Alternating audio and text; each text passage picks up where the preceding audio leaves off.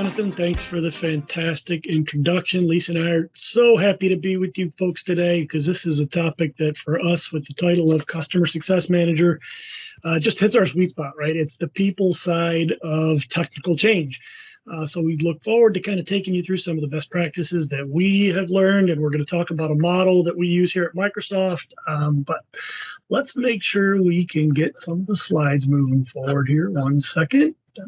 We'll move over. So, quick agenda, right? What is change management? Hopefully everybody at least understands the concepts. We're going to take it a couple layers deeper than just what it is, but why we do it, the models that we follow, and then most importantly, why and how it applies to Teams Phone adoption, Teams Phone migration, or even just, go back type motions where you're trying to expand your current Teams usage to other areas of your organization that you may not have addressed in your first attempt, right? You got through maybe your desk workers or your in the building workers, right? You need to address work from home. So we're going to talk about how we use these models specifically with phone deployments and specifically for just the people side of the activity we got going on. So what is change management, right? It's the discipline, effectively managing business change. And in our case here, we're talking about technical changes and how we reach the success outcomes of that technical change, right? It's one thing when an organization is approached with, hey, we have to update, upgrade, migrate because Microsoft forced us to, because our other companies forced us to, because software is retiring. But the people side of change is really the most critical piece, right? Why do we make technological investments? Because we want to achieve business outcomes, not just technical outcomes, but business outcomes, whether it's cost savings, return on investment, or the capability to expand our products and services that we sell, you guys sell to your customers, right? So change management is the important part of getting every area of your organization to embrace that change, support the reasons why, and ultimately reach the outcomes that you set in stone when you started your change process, right? Again, it's not about doing technical updates because we were forced to. It's about using those technical updates to reach those outcomes. So we're going to kind of take you through these characteristics of the change process, the planning, the management of the change, and then most importantly, and we'll talk about this when we get to the ADKAR model, the reinforcement of that change. Did we reach those goals? How do we play this back to the business as success? How do we make sure people trust us, the technical folks, you and your organizations, trust your change process and support you when you come up with future changes?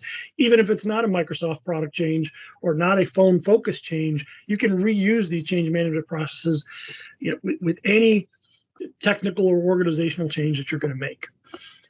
So this slide, we just like to use to kind of cover it. You can see where executives come into play, where the models come into play, where we talk specifically about end users. And again, it's like, I like to talk about this as the people side of technology, right?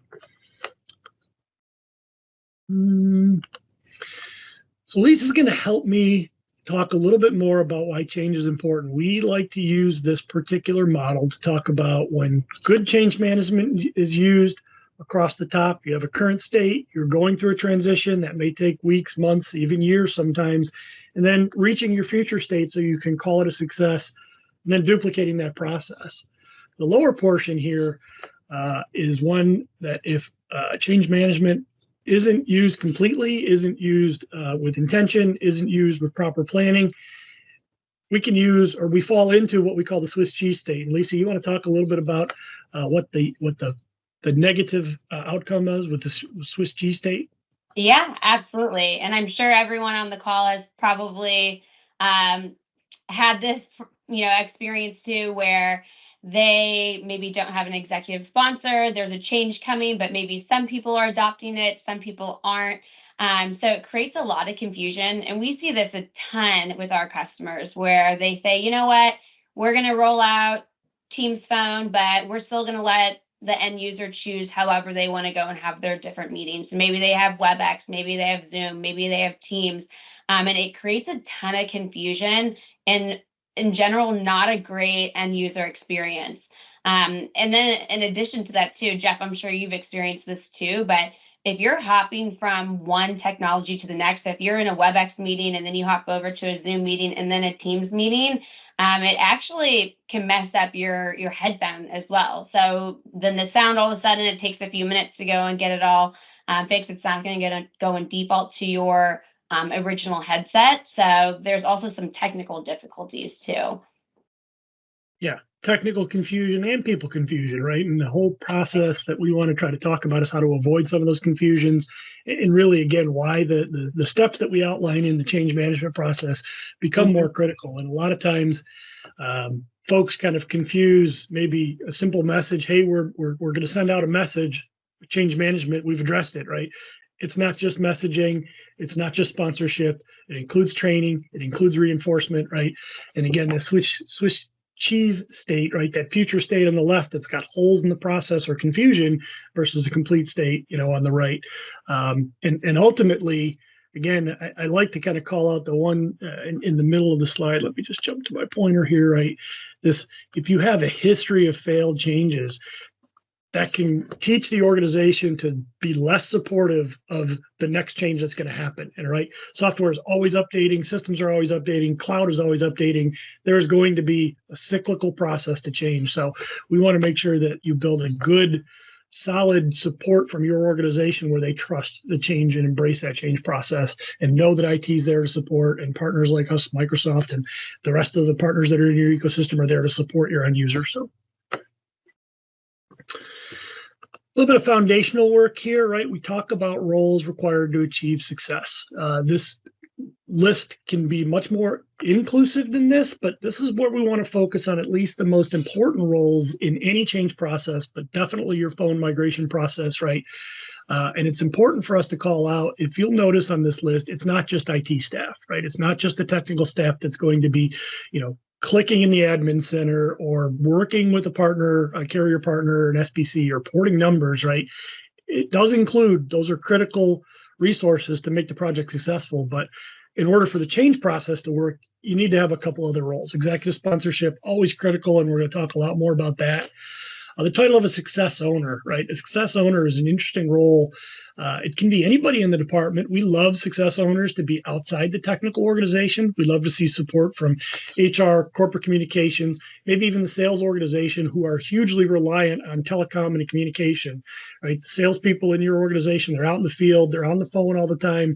Phone communication is critical. And so we like to see success owners, people that are willing to back and ensure that the business goals are met so that IT can focus on the technical goals.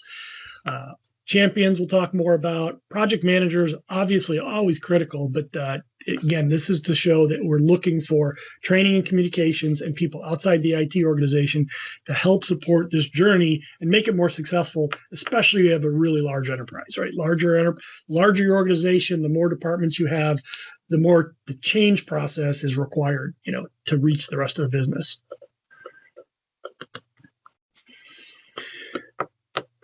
Quick recap, just we covered kind of some of those roles, but stakeholders are really important, right?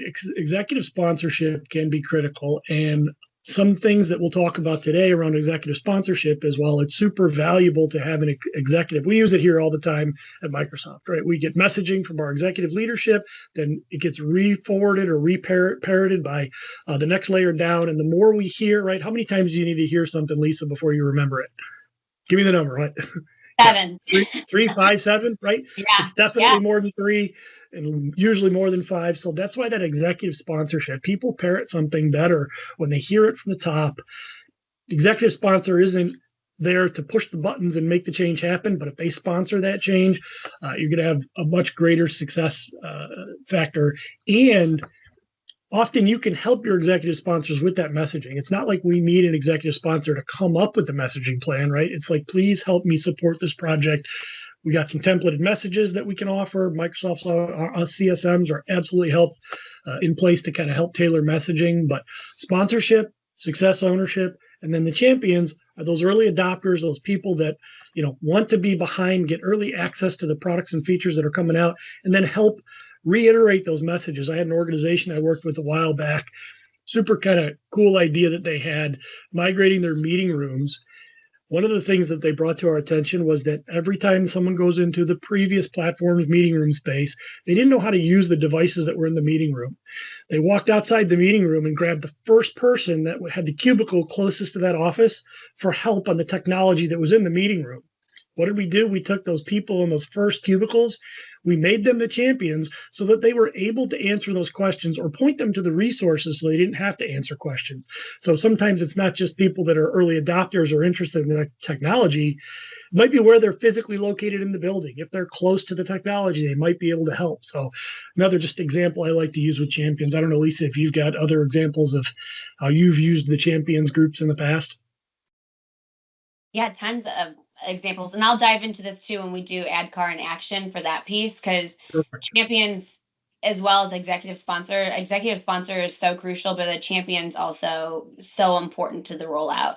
And it's important that you're getting people who want to be a champion too. A lot of times people raise their hands and they don't really know what they're getting themselves into. And then they realize, oh, wow, actually, maybe I'm not passionate about this, or maybe I don't have time for this. So we'll dive into that in that portion, but clarity is going to be really important of what these roles actually mean and what the expectation is. So we're going to jump into something, right? And Mary Beth Kirk, my partner in crime this morning, just stuck a nice, she's a straight person, not even being a speaker today, the ADKAR model. Right? ADKAR is an acronym. We're going to explain that acronym for you. We're going to try to avoid acronyms today, but this is one that actually has a lot of value to it.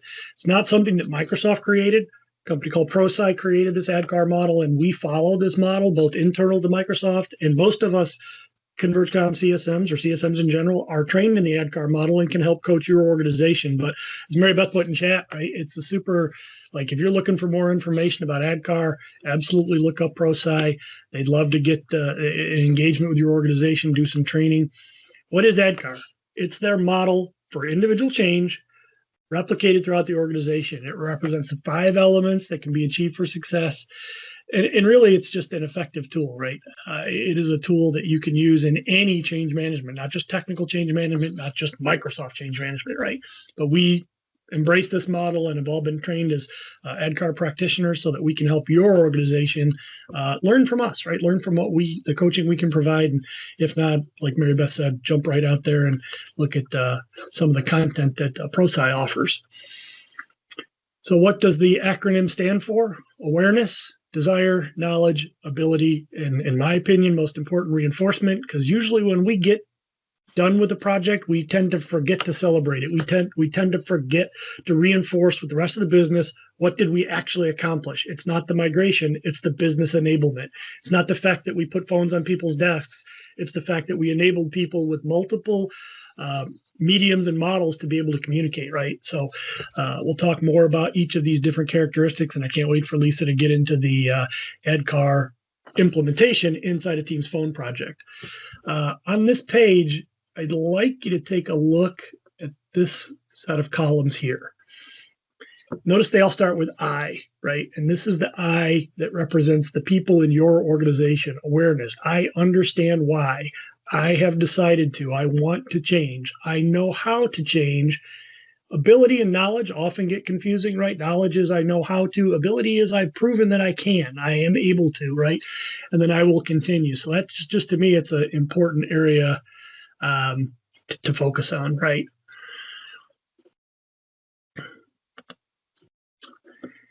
What we see when we miss out on these ADKAR elements, right? We have folks that either aren't willing, sometimes we call them blockers in your organization. I don't want to change. I want to stay on what we're on. They're going to hold back on their willingness to improve. We definitely want to make sure that there's awareness and desire so that we can address folks that might be those blockers or the organizations that might need to hold on to the old technology for some reason. Without knowledge and ability, sometimes we see lower utilization, or we see great utilization in one organization and no utilization in another part of the organization, right? The other thing that can happen is a rollback, right? Folks start to use the new technology and then fall back to the old technology, whatever that might be. And I've already talked a little bit about the reinforcement piece. Again, the rollback piece, we got ultimate utilization less than anticipated. And utilization in itself isn't a solid metric, right? That's a good technical metric to make sure your project is successful, but it's ultimately about reaching those business objectives. So, while it's not highlighted on this slide, remember that utilization should equal better business outcomes. I like this slide here. It's super important to talk about how individuals change at different paces, right? You've got some folks that lean in early. Hey, we want to know, tell me more. I want to be the first. I want to do things first. And we got other folks who say, I'm going to wait till more folks have tried it. More folks are using it. Other internal business success stories are published.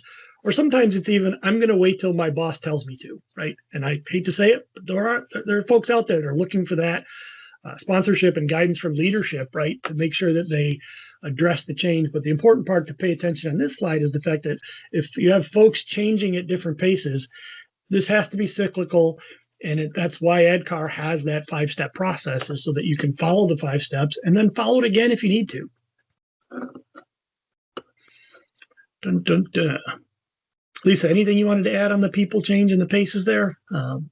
No, but I mean, well, actually, I will add one thing. I think this is really, really important. And again, we'll go into that in just a minute here for this last portion. But like Jeff was saying, people change at different times. People, maybe someone opens the first email that goes out, so they are aware of the changes coming, but maybe they're not as tech savvy, or they're just more resistant to the change, or they don't understand that, Teams Phone can do all the same things that their desk phone's currently doing. So they need some training. So it could take someone longer to go through that process. So it's so important that we don't just send out one email. We don't have just one training. We don't just have one email that says the migration's complete, congrats. But it's important that we have multiple training sessions. We have multiple emails that are going out, multiple office hours. So people, when they're changing at their own pace, they have these resources and reminders coming to them. So it's going to meet them where they're at in the change process. Yeah, Lisa, you just brought up a really good point about meeting them where they're at. And I know we've used the term email here, but the other thing about meeting people where they're at is the medium that you use, right? Some folks like videos. Some folks want to read something. Other folks like the Teams chat and posts. Some people pay attention to Yammer, right? There's just so many different mediums that you can reach folks on nowadays. That's the other thing that affects that change at different paces, right? Is if I don't pay attention to my email, right? I try to stay out of email. We need to make sure that we got to get it into multiple places. I think that's a big organizational decision that needs to be made. And what are the mediums we're going to support, and how do we make sure that we address even people with accessibility needs, right? Just because the email went out, you might need to address different accessibility needs, and that can be done with other visual methods, audio methods, things like that. So we use a lot of that, but accessibility is super important to kind of fold into your change management process. Cool. All right. ADKAR in action, Teams Phone. Lisa's going to take us through some scenarios here, and I'm going to hopefully pile on and be able to support the best I can. And we'll pay attention to chat while you're going through the scenarios. Lisa, thanks. Sounds good. All right. So taking what Jeff went through with that ProSci model with ADKAR, what does this look like for your Teams Phone rollout?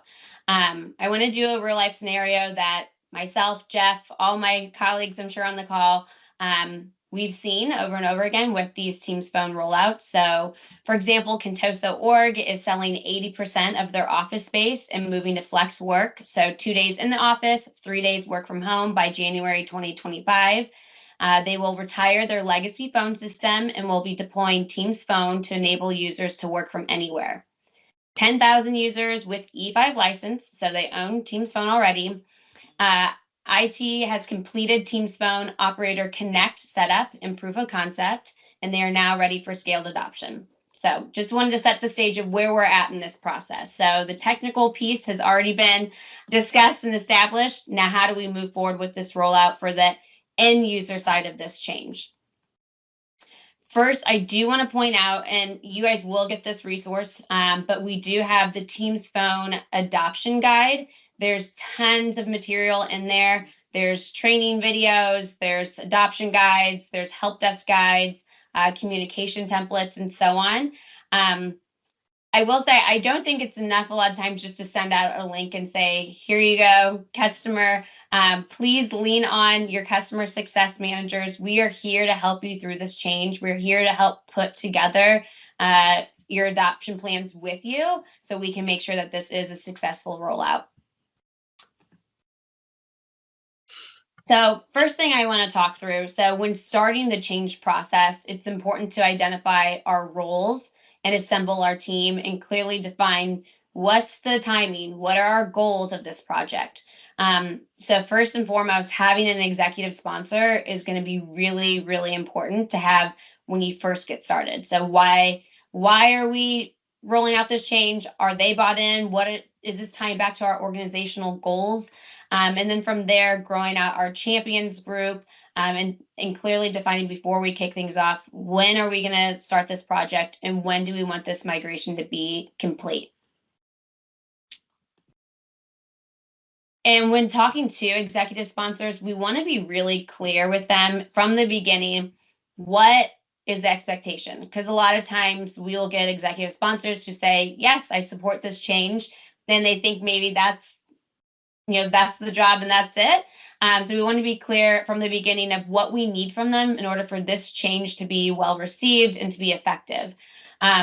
So these 3 points here. So first and foremost, talking with them of what is our migration start and completion date.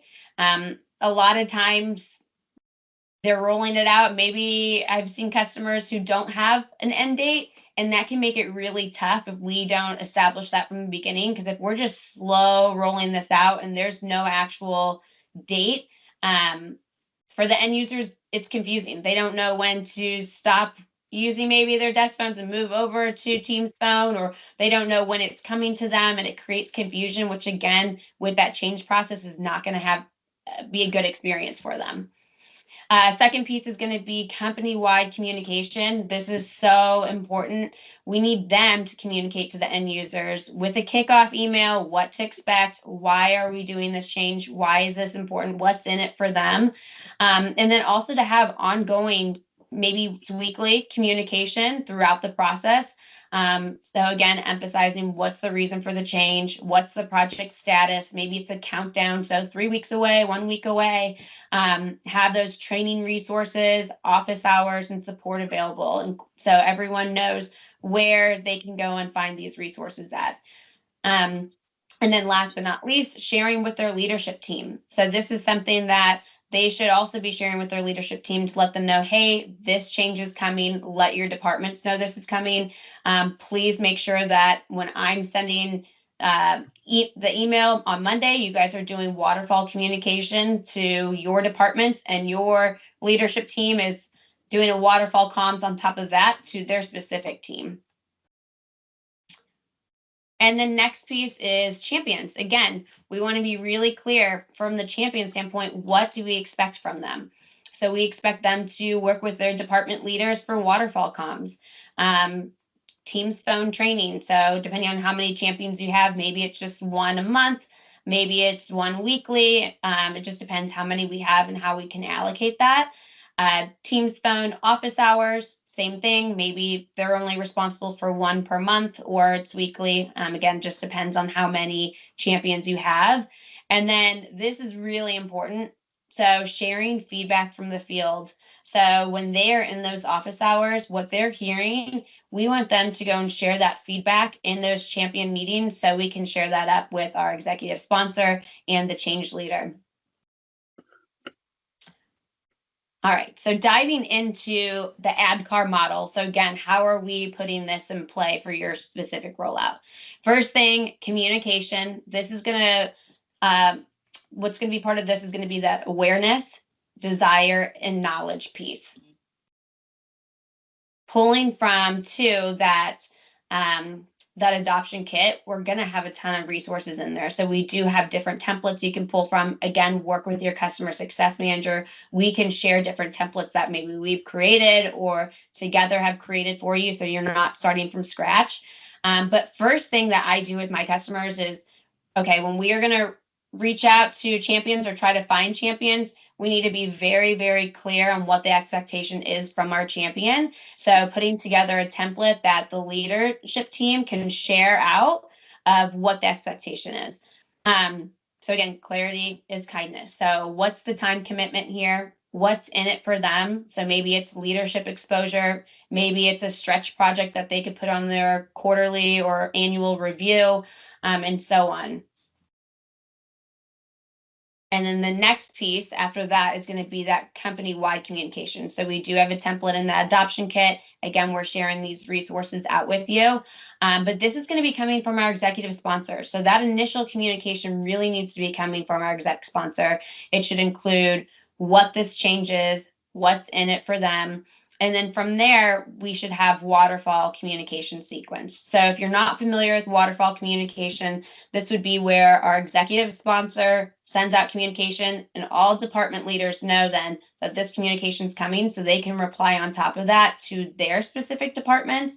And then their leaders know to go and reply on top of that to their teams as well.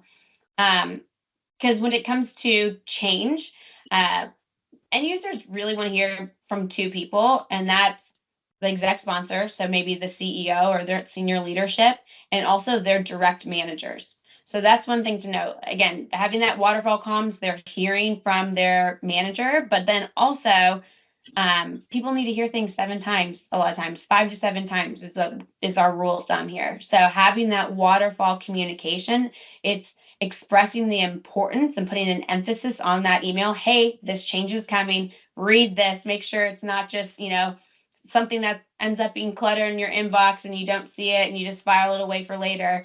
But it gets their attention, so they're actually taking time to read it. They know what's coming.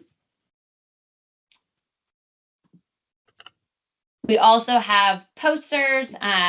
So like Jeff was saying earlier, meet the people where they're at. If you're in the office, maybe someone's reading their email. Maybe it's going to be in a team.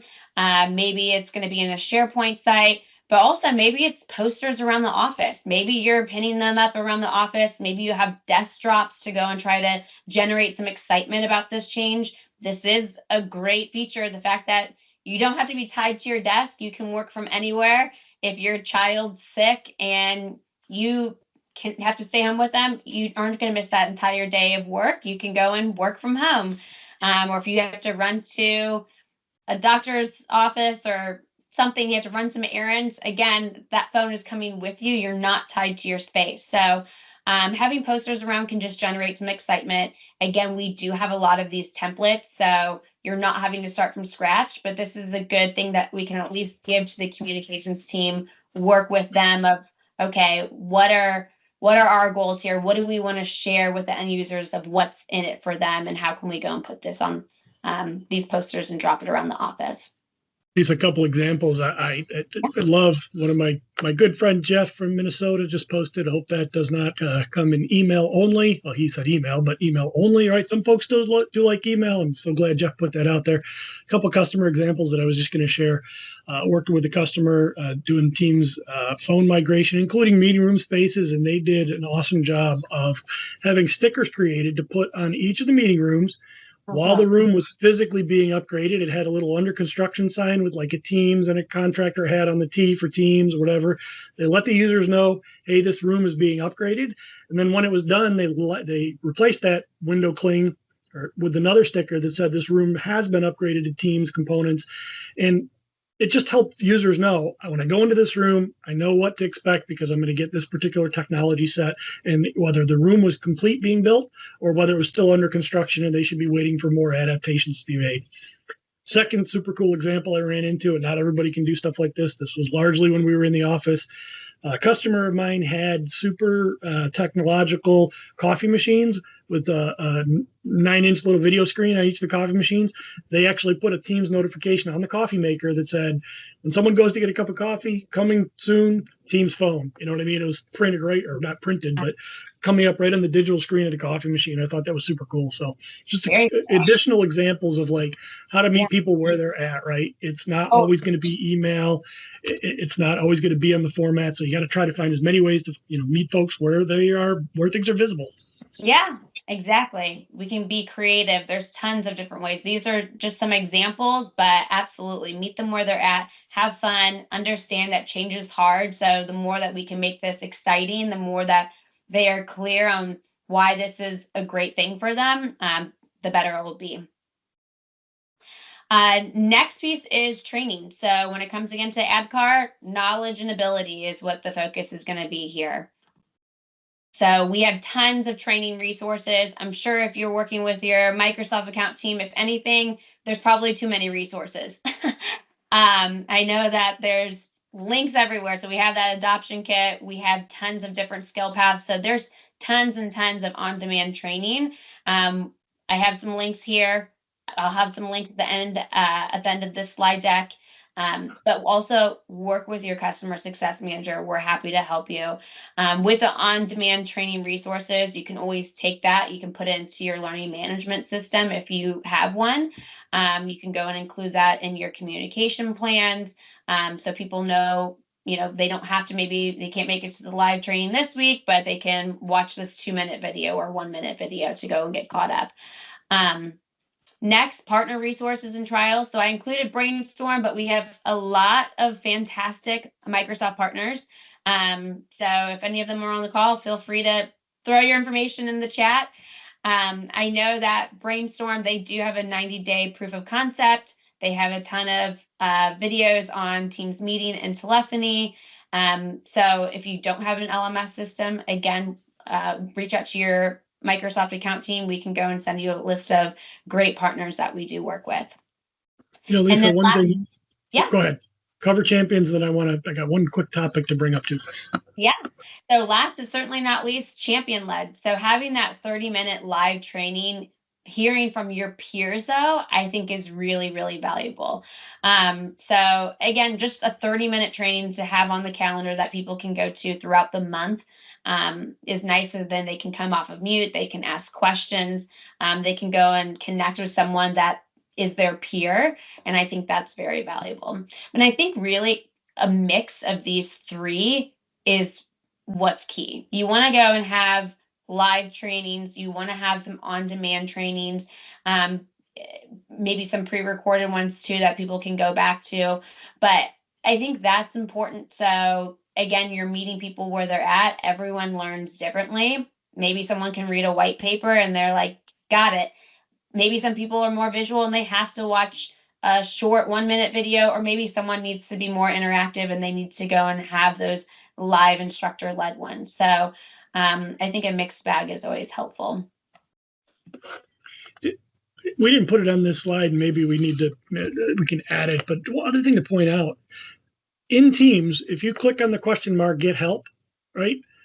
There's a training link right in there, which pops you out to roughly 30, 40 snackable videos, 1 to 2 minute long, categorized by kind of topic, how to place a call, how to forward a call, how to set up my delegates, right? There's a whole bunch of technical training that isn't long, right? It's that on demand. So while I'm not necessarily pointing out that it's critical here, in your communication, remind users that right in Teams, they can get short, searchable, right in Teams training without even having to leave the client, right before, so they don't have to spend a lot of time. It's how do I do those simple things, right?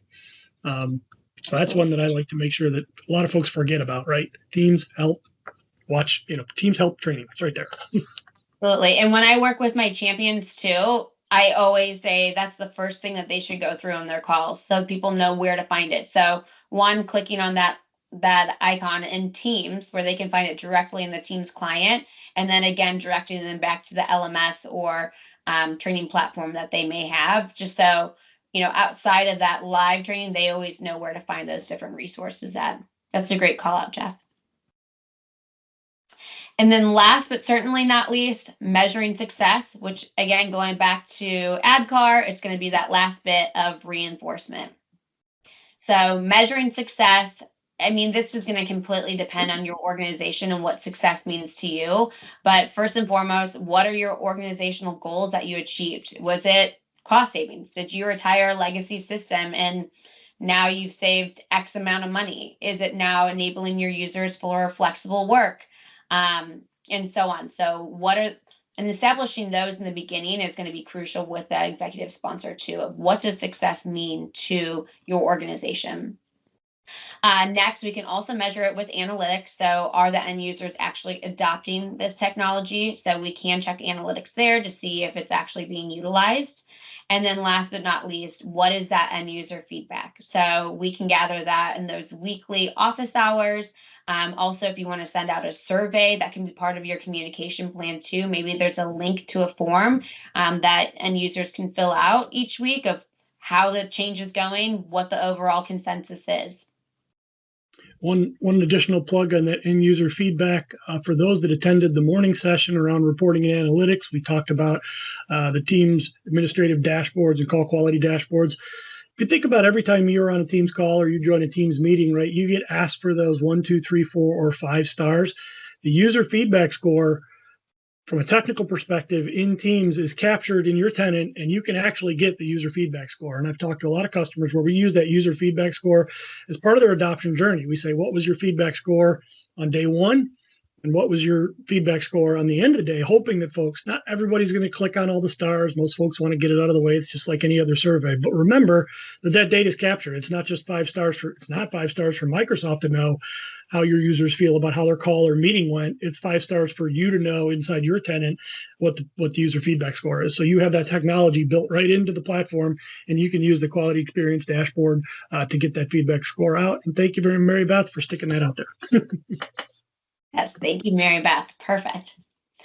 And so last here, I just want to show all up what this could look like. So when we put the communication and training and office hours together, this is typically what I recommend. So start the week off with your weekly communication. Again, maybe it's a countdown, 4 weeks away, 3 weeks away, 2 weeks away, of when we're going to have that migration complete. And that's coming from, again, your executive sponsor. From there, we're doing that waterfall comms out to department leaders, down to their management teams. And then again, so the end user is hearing from their leader as well as the different leaders within the organization. Teams phone training, so having one of those per week, so they have a live training they can go to, just a 30-minute one just to have on the calendar, and having that regular cadence is going to be really helpful, as well as office hours, so they can go and ask questions throughout the week and have someone that they can go reach out to. And I like to repeat this week over week because we want to meet the users where they're at. So again, maybe I read the email on the 4th, but maybe I don't actually start using the technology until later, or I don't need to actually do training until the 3rd week, and maybe finally have some questions on the 4th week. So by having that cadence over and over again, it's going to go and ensure that we're having a good end user experience and good change experience, because people don't just change in 1 week. It's going to go and be a process. So again, I recommend that we have a repeat of these different trainings and office hours. And then last but not least, so when it comes to adoption resources, please reach out to your customer success manager if you haven't already. We're here and we're happy to help. Or reach out to others on your account team if you don't know who your customer success manager is. You can reach out if you have a CSAM or a cloud solution architect or account technology strategist. Reach out to them, and then we'll be able to help you. The different resources that I showed today. So we have the training videos, IT resources, at-a-glance guides, and so on. You'll get all this information here as a follow-up. But again, every organization is going to be different. We're more than happy to help you in putting together a plan and ensuring that you have a successful rollout. With that, I will leave it open for Q&A.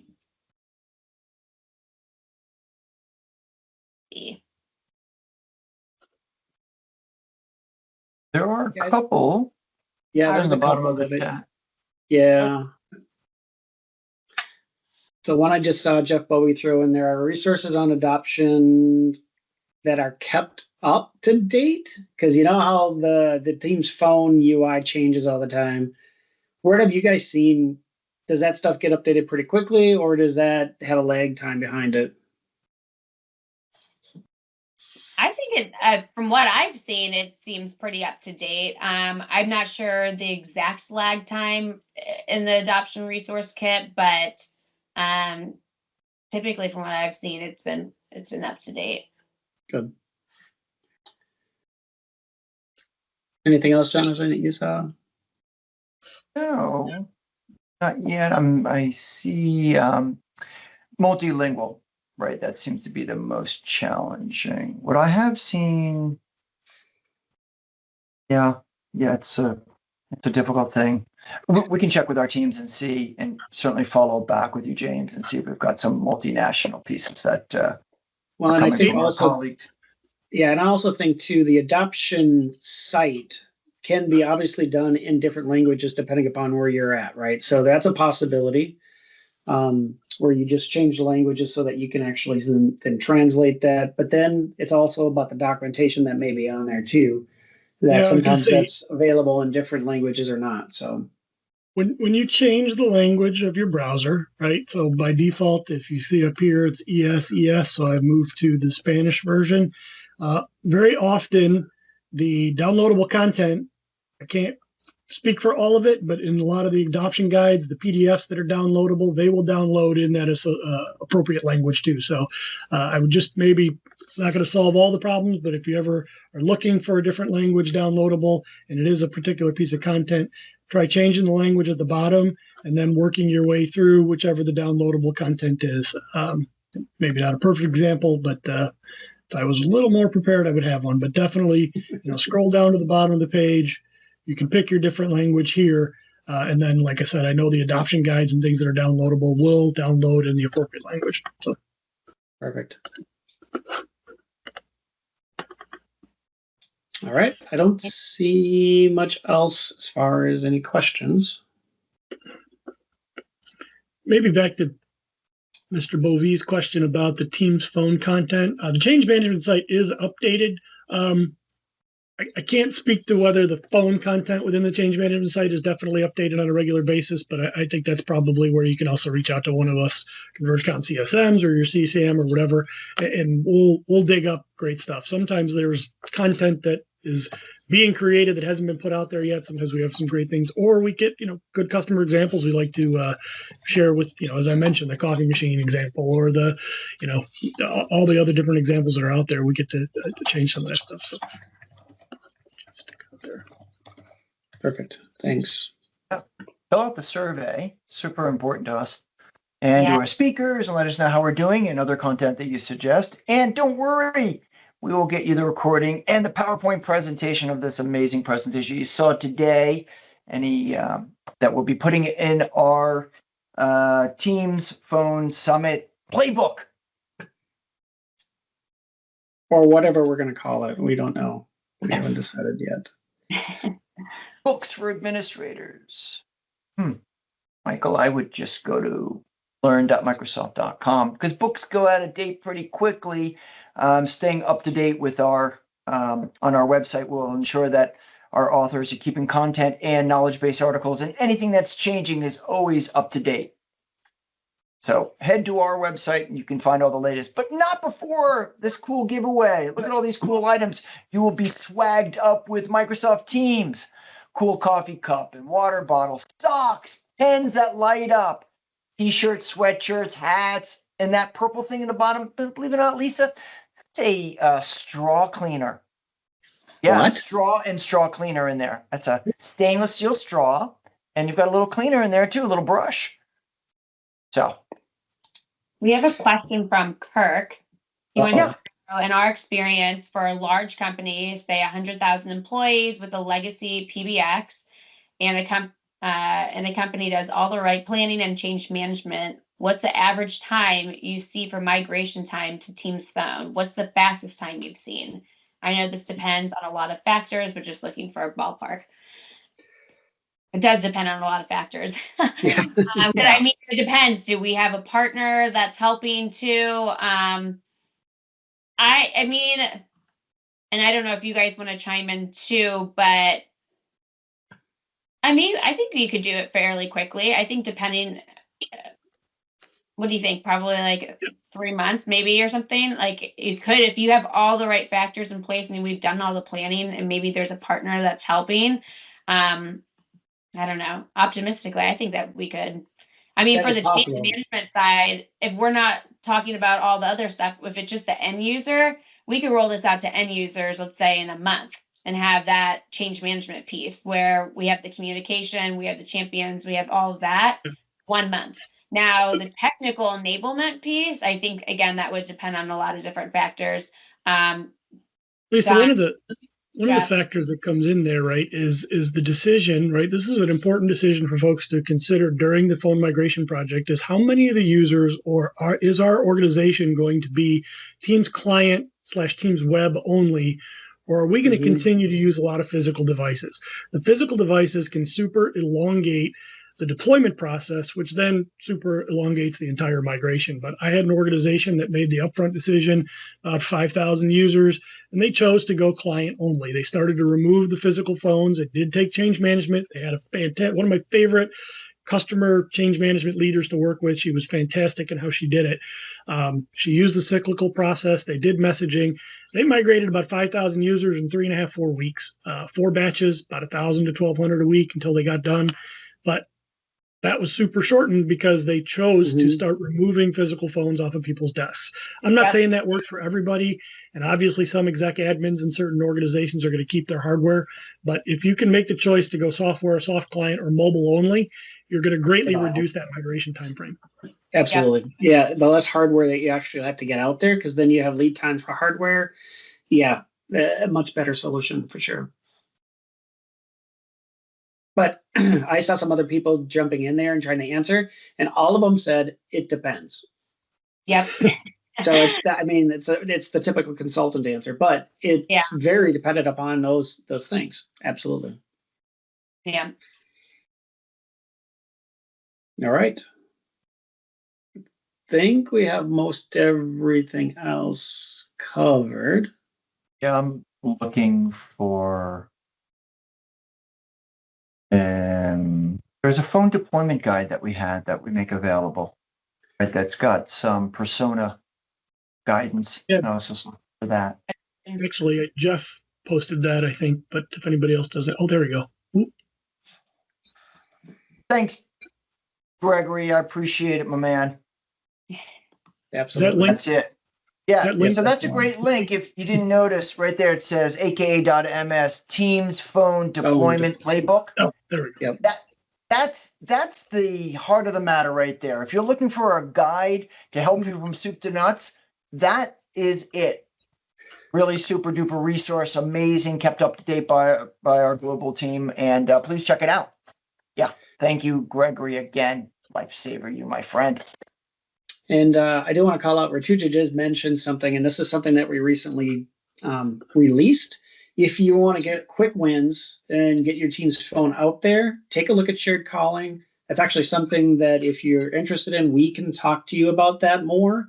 It is something that we've had customers deploy and very successful to get it out and get people using it, and then follow up with maybe a different type where everybody is getting a number versus a shared number. But that's something to think about as well. So thank you, Ratuja. Hey, Don, there was one question in there I think someone was looking for, and it's not necessarily specific to adoption and change management, right? It's a Teams phone compatibility. Just a quick reference, and we'll cover this in the devices session coming up tomorrow. But we absolutely have compatible solutions, even if it's a non-native solution, right? We offer the SIP gateway solution, which then makes analog phones compatible, low-cost SIP phones compatible, things like that. So there are definitely solutions, but make sure you get yourself plugged into the devices section. Is it Thursday? Thursday afternoon, 1 o'clock. Yep, Thursday afternoon. Thursday, 1 o'clock. Go to the devices section. We'll absolutely be covering when it comes to non-compatible devices. What can we do? Exactly. Okay.